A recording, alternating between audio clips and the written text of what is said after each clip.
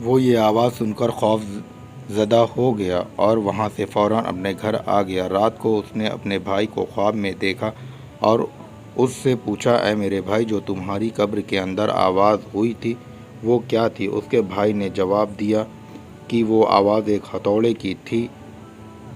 مجھ سے قبر میں کہا گیا کہ تو نے مظلوم کو دیکھا مگر پھر بھی تو نے اس کی کوئی مدد نہیں کی۔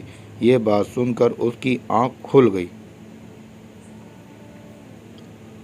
اور وہ غمزدہ ہو گیا۔ اس نے صبح کو اپنے بھائی کو بلایا اور اس نے سارا قصہ اپنے بھائی کو سنا دیا اور اس سے کہا، میرے بھائی نے جو نصیحت اپنے قبر پر لکھوائی تھی اس کا مقصد مجھ کو نصیحت کرنی تھی، اور میں تمہیں گواہ بناتا ہوں کہ میں آج سے سب کچھ چھوڑتا ہوں اور اب میں اپنی باقی زندگی اللہ کی راہ میں لگاتا ہوں۔ اور وہ سب کچھ چھوڑ کر اور صحراؤں میں چلا گیا اور بھیڑ بکریاں چرانے والے لوگوں میں رہنے لگا۔ جب اس کی موت کا وقت قریب آیا تو چرواہوں نے آ کر اس کے بھائی کو خبر دی۔ خبر ملتے ہی اس کا تاجر بھائی چرواہوں کے ساتھ چلا گیا اور اپنے بھائی کو اپنے ساتھ لے آیا اور اپنے بھائی سے کہا کہ اگر آپ کو کوئی وصیت کرنی ہے تو کہو، اس کو میں پورا کروں گا۔ اس کے بھائی نے کہا کہ میں کیا وصیت کروں، میرے پاس تو کچھ بھی نہیں ہے، لیکن تم سے ایک وعدہ چاہتا ہوں جسے تم پورا کرنا۔ اس نے کہا، جب میں مر جاؤں تو میری قبر بھی میرے بھائی کے پاس بنوا دینا اور میری قبر پر لکھ دینا کہ کیا لذت پائے گا وہ آدمی جو یقین رکھتا ہو اس بات پر کہ موت اس کو اچانک آ جائے گی، اس کی ساری شہرت وہ چھین لے گی اور اس گھر میں وہ لے جائے گی جس کا وہ مستحق ہے۔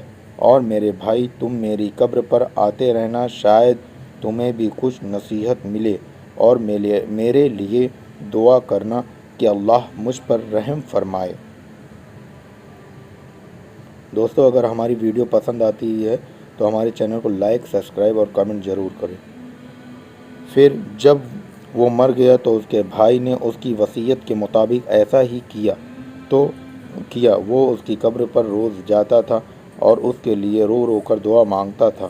جب وہ تیسرے دن قبر پر آیا تو قبر پر بہت دیر تک روتا رہا اور اپنے بھائی کے لیے دعا مانگتا رہا، اور جب اٹھ کر واپس جانے لگا تبھی اس نے اچانک قبر کے اندر آواز سنی اور وہ اس آواز کو سن کر بے چین ہو گیا۔ پھر وہ فوراً وہاں سے اپنے گھر واپس آ گیا۔ رات کو اس نے خواب میں اپنے بھائی کو دیکھا اس کے چہرے پر پریشانی اور خوف جھلک رہا تھا۔ اس نے کہا، بھائی، میں بہت مصیبت میں ہوں۔ تو میں نے کہا، بھائی میرا کیا ہوگا؟ تو اس نے جواب دیا، جس نے دنیا میں آخرت کے لیے جو کچھ نیکیاں کی ہیں وہ دیکھ لے گا۔ صبح کو جب وہ اٹھا تو اس نے سب سے پہلے اپنی ساری جائیداد بانٹ دی اور مال لوگوں میں تقسیم کر دیا، اور وہ اللہ کی عبادت میں لگ گیا۔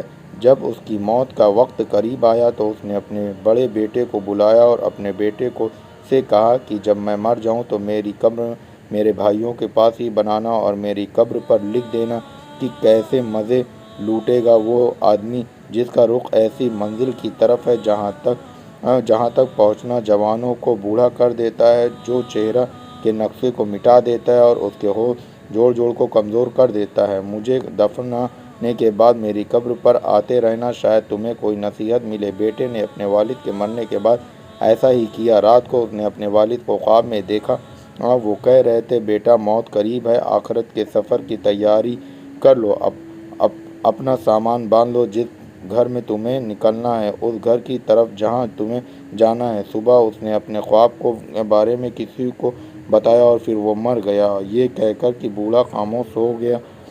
سبق: دوستوں اور بزرگوں، 3 قبروں کا واقعہ آپ نے سنا۔ اس واقعے میں ہم سب کو یہ نصیحت لینی چاہیے کہ اس کا مقصد یہ ہے کہ اللہ تعالی ہم سب کو خبردار کرتا ہے کہ اے لوگوں، مرنے کے بعد تمہارے ساتھ کیا ہوگا؟ تم دنیا میں اپنا مال جمع کرتے ہو، مگر مرنے کے بعد تمہارے اچھے اعمال ہی کام آئیں گے، تمہارے اعمال کا ہی حساب ہوگا۔ تم ابھی سے بھی تیاری کر لو، دنیا کے عیش و آرام سے نکلو اور سیدھی راہ پر آ جاؤ۔ اللہ تعالی ہم سب کو سیدھی راہ پر چلنے کی توفیق عطا فرمائے، آمین۔ السلام علیکم ورحمۃ اللہ وبرکاتہ۔